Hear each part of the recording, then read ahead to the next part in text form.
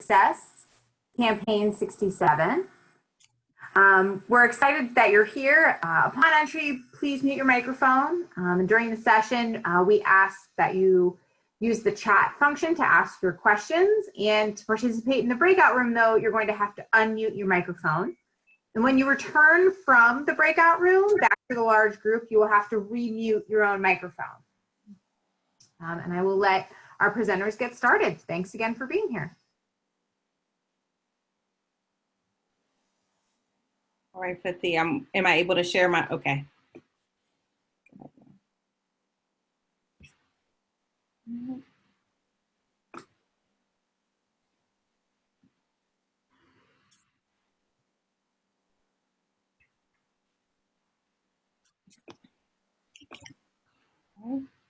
Everyone able to see my screen okay? Perfect. Yes. Mm-hmm.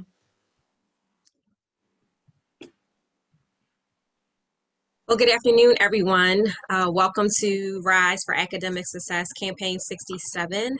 We are counselors at Community College of Philadelphia from the counseling department, and there will be 5 of us presenting for today: Latoya, Diane, Brisbon, Gail, Chinn, Fred Dukes, and Lynette Lucas. And we're very excited to talk about our Campaign 67 model. So there are a total of 3 learning outcomes for today's session. The first one, you'll be able to identify the relevance and purpose of an interactive and habits-oriented student retention initiative. We will discuss the importance of an integrative process of collaboration and information sharing among departments to strengthen and enhance communication and student outreach efforts. And finally, you'll learn how to develop a campus-based retention program model targeting new and first-time probation students in accordance with the college's academic policy and current financial aid regulations.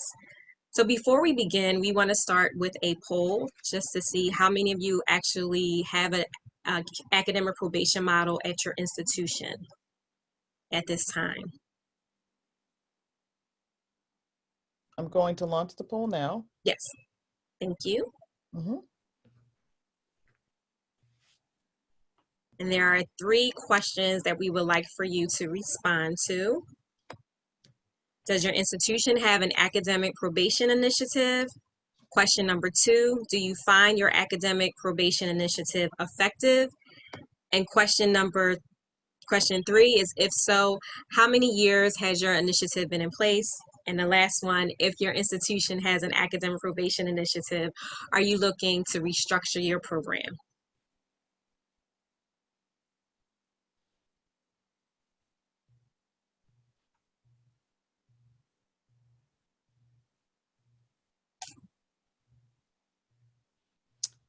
It looks like, I was gonna say, it looks like most of the votes. People, they're in, yeah, what, 24 out of 47? Yeah, so technically it runs for like 2 minutes. Okay. We can give them a couple more seconds to reply.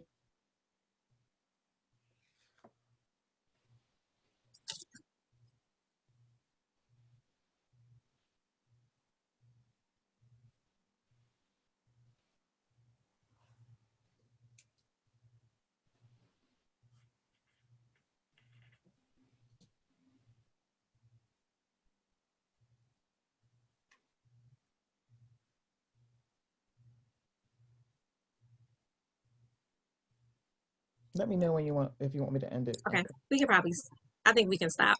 Yes, Okay. we can end the poll. So share results. All right, so question number 1, does your institution have an academic probation initiative? 87% said yes. Do you find your academic probation initiative effective? 42% said maybe, followed by 39% said yes. And then if so, how many years has the initiative been in place?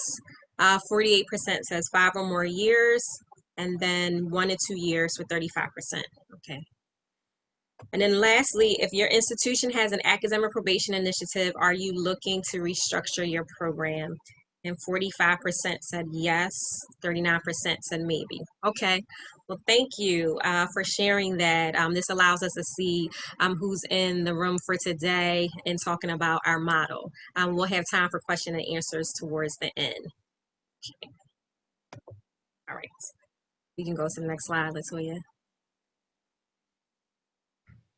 So we want to provide an overview of Community College of Philadelphia. If you're not familiar with our institution, we are an urban institution located in Philadelphia.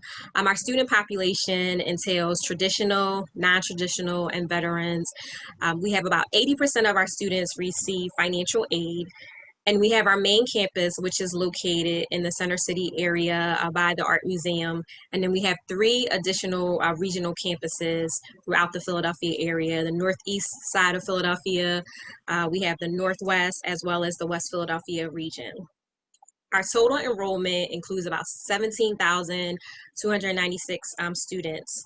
Majority of our students are part-time students, so that's about 70% of our students are part-time, and then our full-time students entail about 29%. Just continue with the demographics of our institution.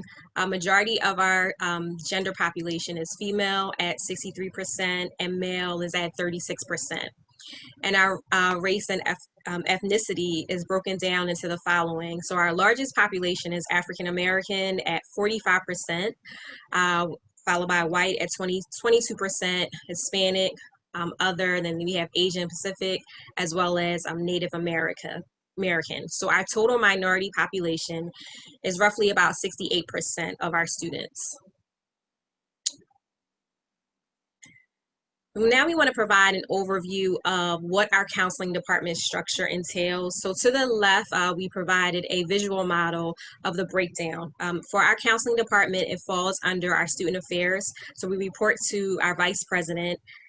The second tier is our dean of students who we report to, and then we have our department chair who is a counselor, as well as all of our counselors. At Community College of Philadelphia, our counselors are faculty. We are tenure track, which consists of full-time as well as part-time counselors. We have approximately 23 counselors, which include our main campus counselors as well as our regional center counselors, which we have counseling services provided there.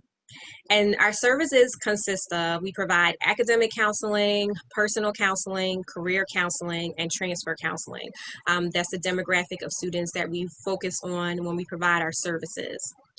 In addition, we do registration for our academic probation students. We work with transfer students and readmit students. So those are the students who have been away from the college more than 2 years and they're coming back to the institution. Our additional services, we have our drop-in counseling hours, which means that we have counselors available who work where you don't have to have an actual appointment. Then we have our appointment set times for students to make an appointment where they're able to come in and meet with a counselor for a whole hour. With our drop-in counseling, I forgot to add that those appointments are typically about 15 minutes. So those are more just like quick tidbits of questions that students may have, but nothing really hands-on and heavy. For more of our more challenging issues, students have to make an appointment. And then we provide evening hours until about 8 p.m. When we're on campus. And then we have our Zoom appointment hours as well. And then our additional outreach includes, we provide workshops throughout the semester. We have educational tables around the campus to provide awareness of our department and our services. And then we have a yearly open house available to expose not only the students to our department, but faculty and administration. Next. Okay, so just to talk a little bit about how we fit into the Guided Pathways model. So as many of us know, Guided Pathways is driven by providing students with academic pathways and clear programs that, with the goal of clarifying what their goals are in career direction as soon as they start here at CCP. So how do counselors play a role in that? So we're divided into 3 main teams.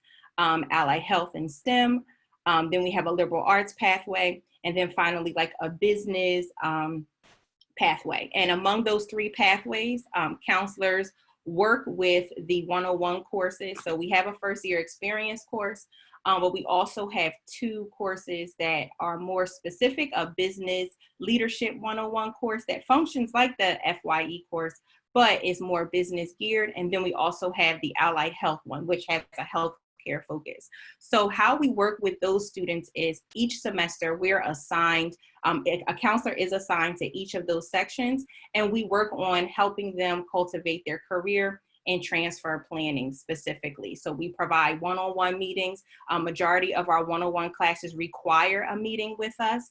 So that's how we assist them with that. And then also counselors play as campus-wide liaisons between our department and each major, just to keep up to date on any curriculum changes or any changes or any needs that that particular major may have, for their particular students, and in what way can we assist. So I'm going to talk with you about our academic probation model and how it evolved over the years. So first I'm going to talk about our PASS model, which existed for many years at the college, and we realized that it wasn't working. So probation students were handled by a small committee within the counseling department, sometimes a committee of 1. Students would receive letters stating that they were on probation, mainly mailed to their homes. So we weren't even sure if they got it, opened it, and this system proved to have no accountability. It was very restrictive, and on the part of the counselors and the students, we had very little accountability for the success of our academic probation students. It was viewed as very punitive by the students, and lots of times there was no protocol or system in place for either side, and that wasn't good. So through the years, we learned from the students that we needed to develop a new model. Next slide.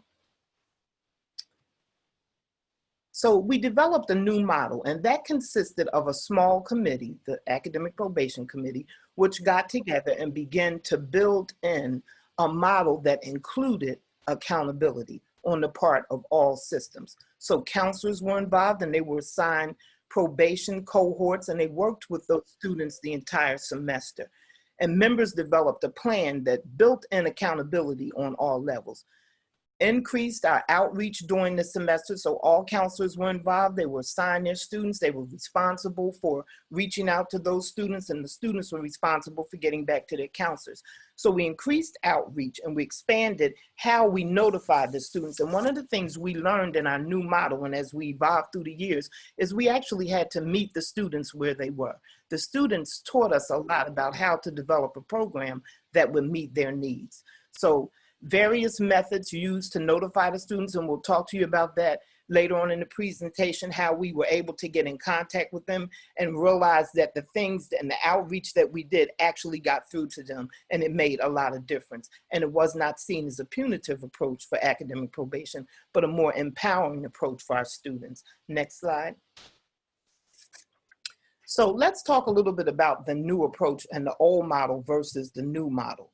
So the new model, basically, again, what we learned from our students, and we learned how to work with the things that worked best for the students in their time. What kinds of things did they respond to? What kinds of things did they need to learn? What kinds of things did we understand as counselors that weren't working for the students? And we put our heads together constantly through the years to develop the new model. So the old model was very informative. Letter to your home, nobody knew if you opened it. And it basically concentrated on resolving probation. It was policy oriented and not a lot of resources to assist you, maybe a few handouts.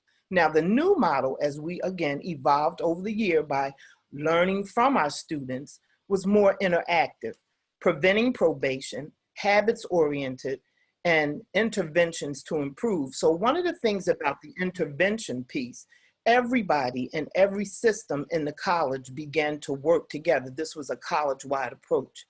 And preventing probation, we did things like information tables and posters and bookmarks and flyers and monitoring screens around the college where students could see information about academic probation. And from that evolved Campaign 67, which you'll hear more about later on in the presentation. So again, our workshops talked more about core habit development, and it facilitated more of a behavioral modification approach to help students change behaviors that were not working for them and focus more on things like goal setting, setting priorities, organizational skills, and learning about keystone habits, which are very important for the success, not only as a college student, but also in life.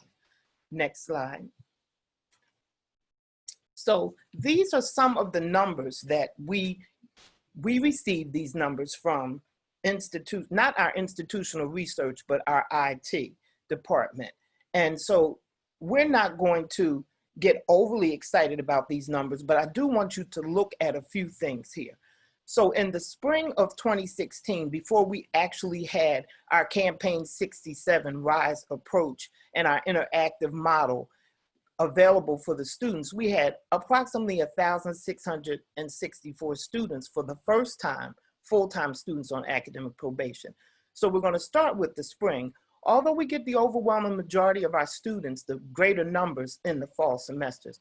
So if we look at the spring of 2016 and we move to the spring of 2017, then the spring of 2018, on down to the spring of 2019 and the spring of 2020, we'll see that the numbers are decreasing. Now, we would like to think that this is our interactive approach with students. This is the Campaign 67 model, because what we learned is you want to work with them before they actually get on probation. And once they're on probation, you want to work with them if they are first-time academic probation full-time, because you have the most success with that population. You can actually catch them before the overwhelming majority of the damage is done. So when you look at these numbers, you're basically looking at numbers for first-time students on academic probation.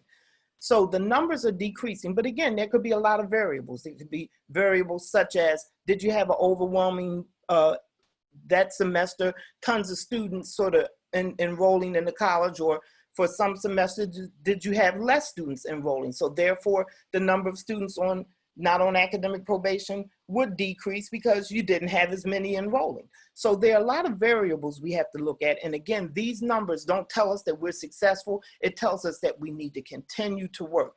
So your program is never 100% there.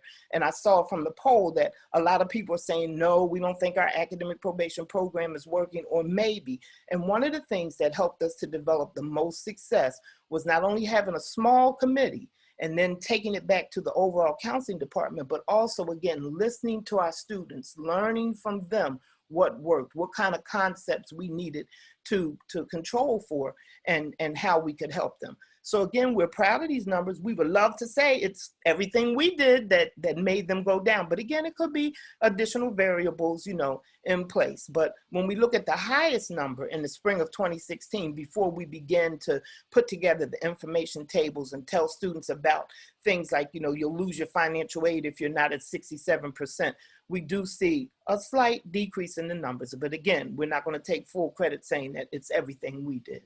But, you know, at least it's given us hope to continue.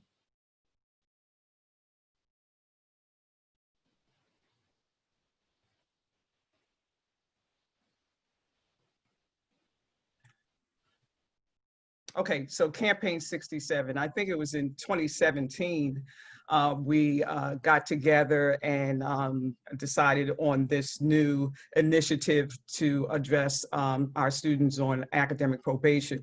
So we have a quote, and that's support and academic recovery of our students on probation is a concern of the college and must be treated as such. So the whole idea was to expand this whole concept, not keep it closed within the counseling department. So spreading this information, being positive about it, we felt that that's one of the things that would help us define Campaign 67.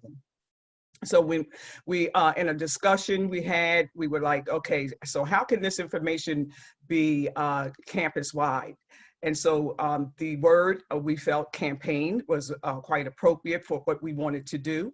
And so campaign, we chose that word. And 67% is Community College of Philadelphia's current cumulative percentage for satisfactory academic performance. So you'll see our finished logo on the side, and that's what we use. Our focus was prevention and early intervention. And to do that, information sharing is important. So informing our students of the school's academic policy and helping them to identify strategies for success. improvement in marketing. We felt we needed that, marketing and advertising and tele promotions. We as a department, well, as a committee, we felt that greater visibility was needed. And so through our information tables and various other forms of advertisement, that's something that we started doing. I think one of the most important things about Campaign 67 was that we developed scheduled academic probation workshops. They have been extremely helpful. And we work one-on-one with our students when they attend these workshops. And now we've gone into videos for them. So during the pandemic, of course, we couldn't meet. So we developed videos, and for those students who could not attend, we sent the videos to them. So that was a good thing. Next. So Campaign 67 RISE, resourceful information for student empowerment. So our R is for resources that are available to our students, like counseling, tutoring, the writing lab, our academic success workshops that are sponsored by the counselors throughout the semester. I is for information about the college policies and procedures essential for our students' academic success. And S stands for our students, and with our primary focus on our first-time probation students. And E is for empowerment.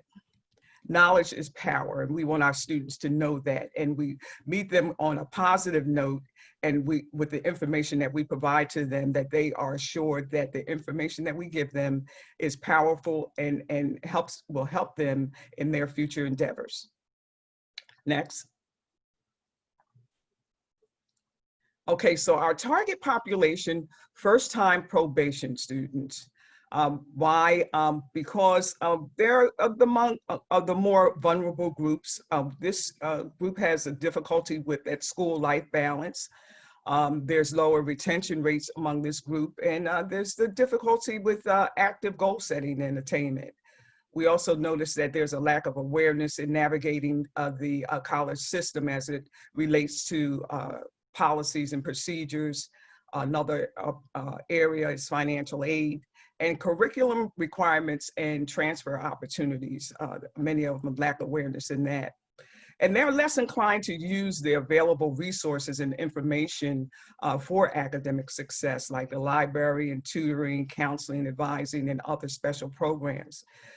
We don't have as much of attendance that we would like to have in our academic and wellness workshops sponsored by the counseling department, and we provide a host of various workshops on time management, study skills, building resilience, test anxiety, and so on. But I do want to say that these things look like, or these points that have been identified, they look like barriers, but however, they can be turned around, and they can definitely be sources of opportunities for our students to learn. Next. Okay, another key thing that we felt was very important in expanding our Campaign 67 concept is collaboration. Collaboration across campus, and that's for a broader picture, helping us to define a broader picture and purpose for Campaign 67. So soliciting support and involvement across campus to improve retention and student success. So we wanted to get another number of other areas and departments involved, and administration was one. Administration, enrollment management, and under enrollment management is records and registration. So with their help and collaboration, we started robocalling. We collaborated with them with that initial letter that was sent out, usually by records and registration, but we asked them to include some of our information so the students could really see that we were working together for this. So it wasn't a separate letter, then another letter, separate letter, but we wanted to combine that information, and that was very helpful. With information technology, they provide a semester report for us, and it's really helpful for us to know the students who are on probation. It helps us to identify the number of academic probation workshops that we have to schedule, as well as inform our fellow colleagues in the counseling department of the numbers of cohorts that the students that would be on their individual cohorts. Student life and marketing, they were very helpful in our initial attempts to get things together. They assisted, particularly student life, they helped us polish our logo, and they're important for campus-wide communication to our students. And our marketing, they were really helpful in giving us ideas about research and outreach, and helping us to really enhance our posters. Financial aid, a very crucial area. They assisted us with information in terms of their policies and procedures and how we could give students, I'll say, unified information, because what we have, our policies and procedures, sometimes may sometimes present a level of confusion for our students. So getting information from financial aid and really being able to understand that and then present it to our students in the workshops, that was very helpful. And faculty, having faculty involved in this, and through our professional development, we have a professional development week, and we've done presentations about Campaign 67, how we started, and what we continue to do and how they can help us. And so one of the important things that we got from faculty is syllabus inclusion. And with that, faculty have agreed, some of our faculty members, in their individual syllabus, that they put information in about the school's academic policy. And if there's any questions that they have, they can also always contact a member of the Campaign 67 committee. Next. So now we're going to explain exactly what does our prevention and intervention look like on a daily basis.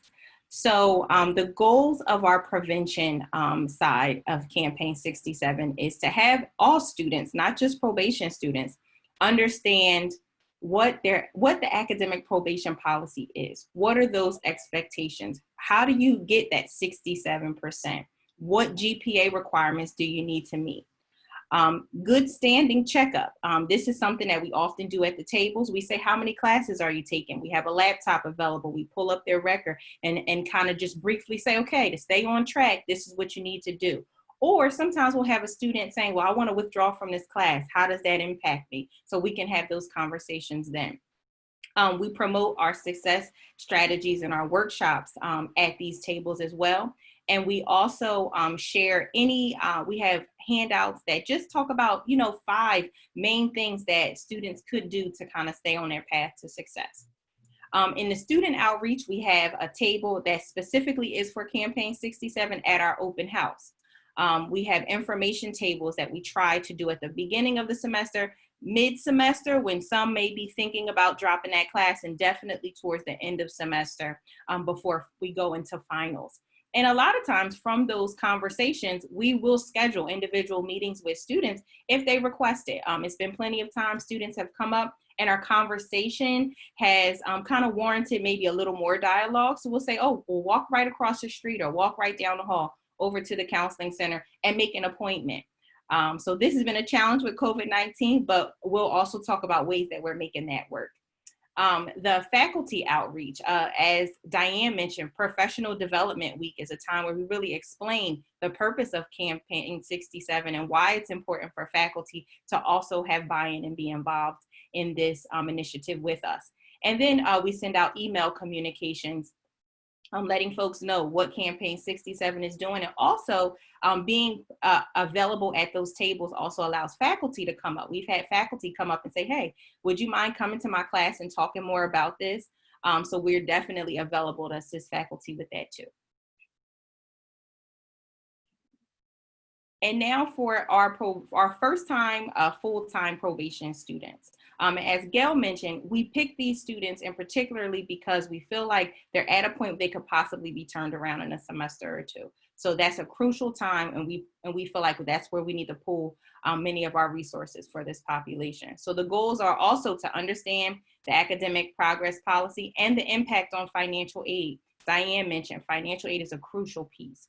The calculation of requirements needed to return to good academic standing. So how many classes realistically do you need or credits you need to get back to that 67%? Is it realistic for you to be able to get off in just one semester? As many of us know, financial aid only provides one semester after you get placed on academic probation to turn things around.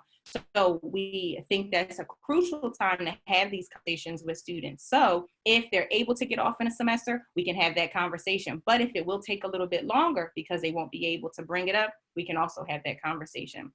Registering students for the upcoming semester. As Lynette mentioned, our job is to register these academic probation students. So students are constantly meeting with us every semester while they're on academic probation to have these conversations.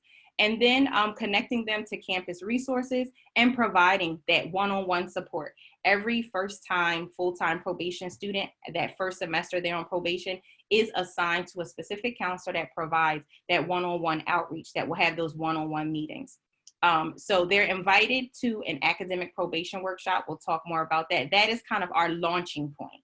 That is, okay, you're on probation, come to this workshop and we're going to have that conversation.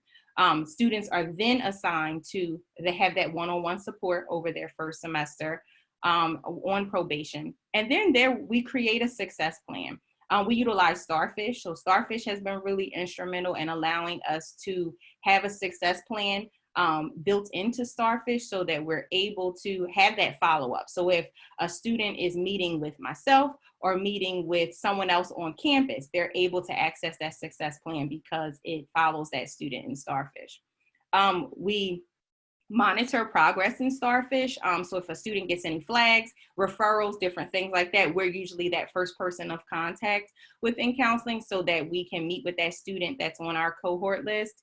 And then SAP appeal support if needed. And so SAP appeal, for those who may not know, is the student academic progress appeal process that is needed in order to request to receive your financial aid to continue. So if you get it suspended, you can do a SAP appeal, and we provide support in ways of creating education plans, trying to come up with what documentation you might need and different things to support that student in getting their aid back if possible.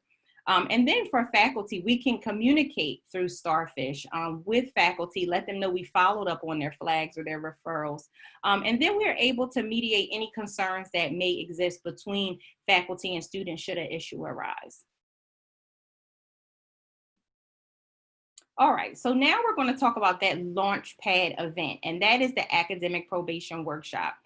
So when a student receives from enrollment that they're on academic probation, they also receive instruction that they're going to hear from the counseling department. Once that happens, the counseling department reaches out with a letter that says, hey, you're on academic probation. We would like for you to attend this workshop. And we do have a brief video that we're going to share at the end that kind of explains the workshop to students that we do provide in that initial letter.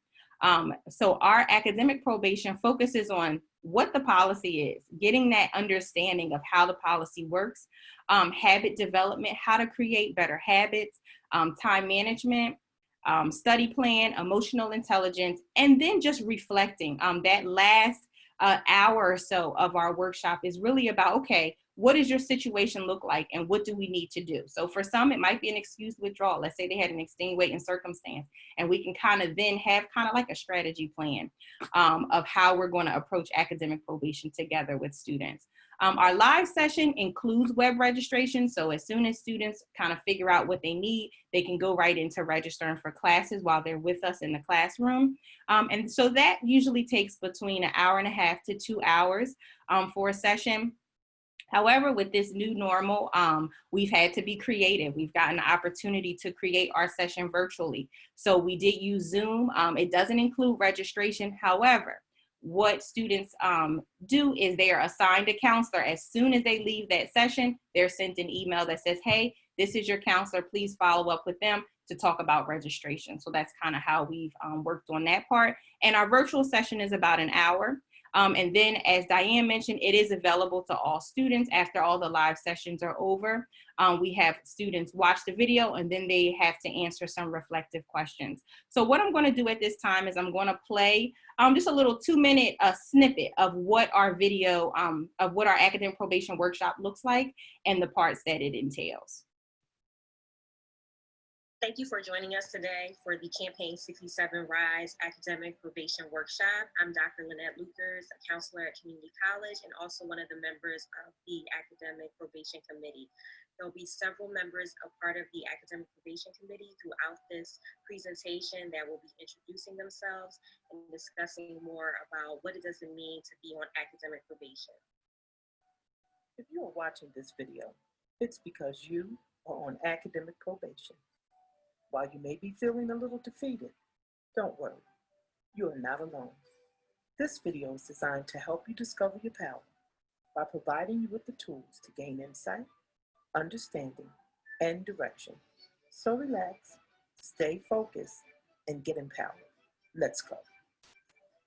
What is academic probation? Hello, my name is Gail, Chinn, and I'm one of the counselors with the counseling department and one of the members of the academic probation team. I'm here to talk with you about habits for success. If you look at the quote, it says, "We are what we repeatedly do. Excellence, then, is not an act, but a habit." So I want to talk. Hello everyone. My name is Fred Dukes III. I'm also a member of the counseling department, and I'm very happy to be a part of Campaign 67. Today, I'm going to speak with you about creating a game plan for success. Good afternoon, everyone. My name is Diane Brisbon, and I'm also a member of the counseling department and also a part of the academic probation committee. So I'm going to talk with you about emotional intelligence, another very important growth concept. Hello, everyone. My name is Latoya. I'm also a counselor and a part of the academic probation committee. So today we're going to talk about, in terms of all of those things, improving your skills, how to move forward in terms of how does it impact your financial aid, and then what steps you need to do to get back in business. The next steps is what will happen now. So at this time, you're going to be matched with a counselor, and we're going to work with you one-on-one to answer any questions or concerns you may have. Also, please check your email for your assigned counselor. This will provide information for you to keep in contact with that counselor. And also, we want you to complete a survey.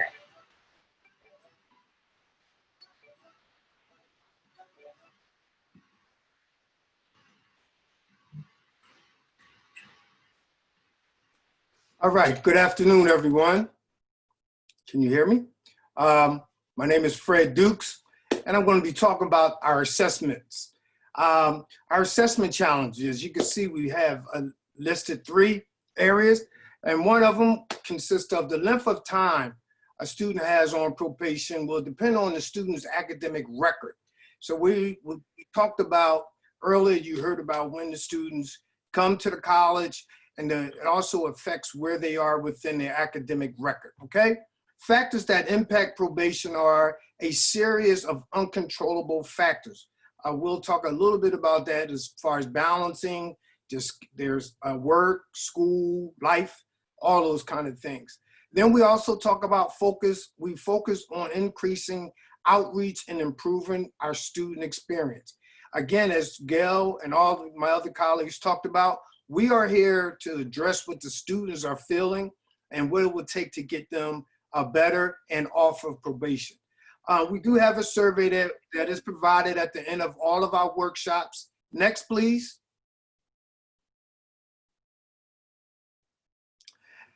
Here's our student survey feedback. We have developed some questions that were asked to encourage our students to be reflective in the following areas, their feelings about the workshops, how behavior impacted their academic performance. Again, I talked about finding work-life school balance, areas students would like to receive more information on, and was the the information and material useful. As you can see to the right there is comments from our students. I'm going to read a couple, and if you also can read some, that would be great.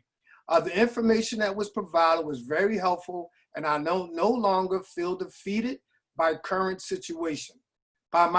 situations. With that, I am able to continue my education here at CCP. I have learned that I need to practice my time management while working full time. And the last one at the bottom, this workshop helps open students' eyes to how important it is to be on top of your academics and ask for questions when needed, and to not just think things will work themselves out whenever the time comes. So again, you can see that our students have very positive feedback about our workshops. Next, please. Recommendations that we would like to encourage each and every institution to use. Start off with a small committee group. Again, our committee started with Diane and Gail. They came together, brought it to the department, and the rest of us followed them. We had to brand our initiative. We branded, if you notice how we reached out to the various departments on campus to support and brand our initiative. Marketing, visibility is key. Again, we have monitors on campus, and we make sure that the monitors have information for students to see about Campaign 67. The collaborative communication campus-wide, you saw how successful and useful that is, and keep it student-centered. If you notice, that's one of our main issues. It's about the students and what they feel is important for us to help them be successful. Next, please. Call to action. Identify your target population within your academic probation students. Again, we talked about first-time students. All right, so that was our focus there. Who do you need to collaborate on your campus? Think about that. Who do you need? What ideas do you have to make academic probation feel less punitive? All right, and that was a key thing for us. And how will you brand your initiative? Okay, next, please. Okay, at this time, for more information, you can contact us at campaign67@ccp.edu. And over to the right, you will see developing a retention initiative, our 2 phases, our phase 1 and phase 2. Lynette, you want to explain and just say where it's available? Yes. Yeah, so we just added the developing a retention initiative link in the chat box, and we also included the videos of our academic probation, what we provide for our students. So you can see that and utilize that. That may be helpful for you as well in developing your academic probation model. At this time, are there any questions? I did see one question in the chat from earlier that stated, does CCP have an early academic warning system?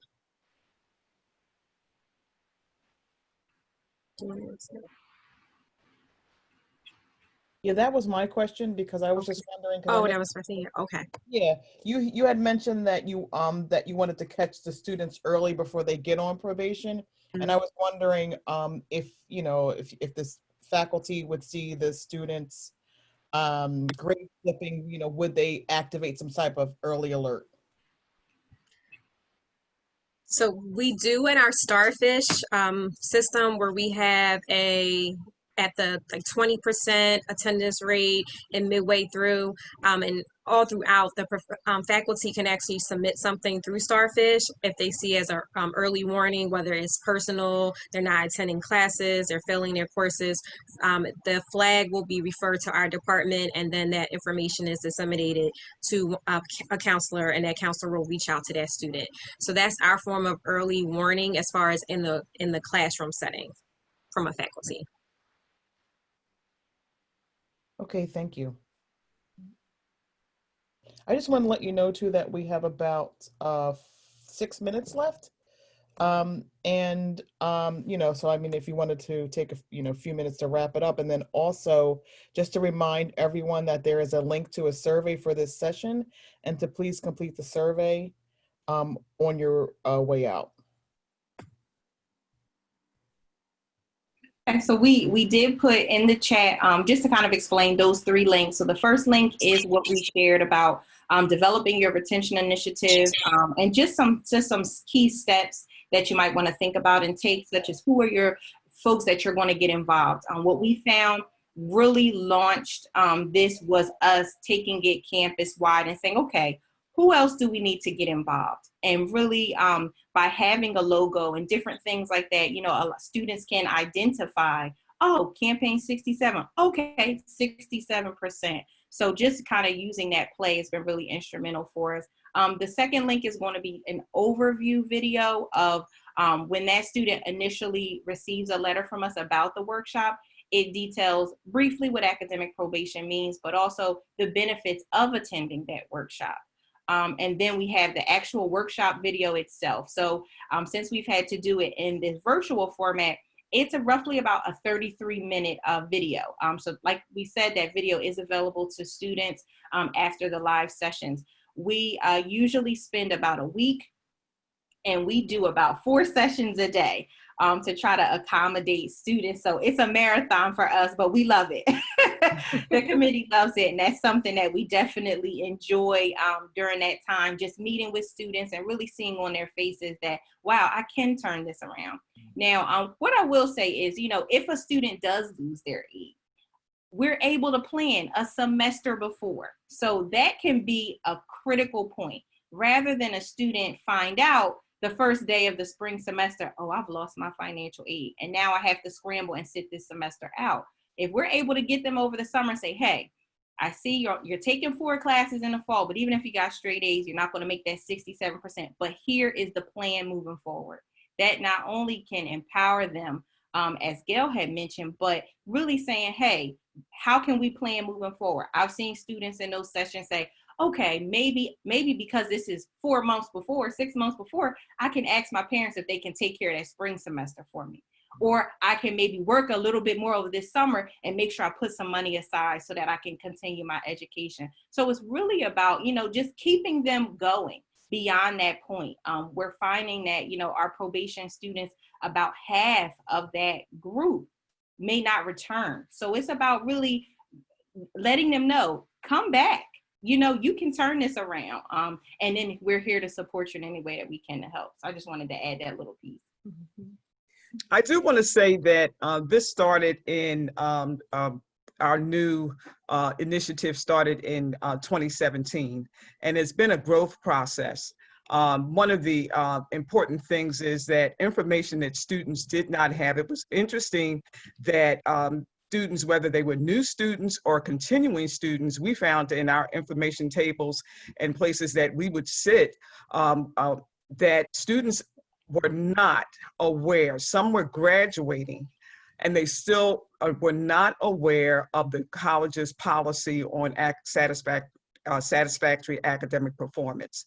So to get that information out there early is crucial.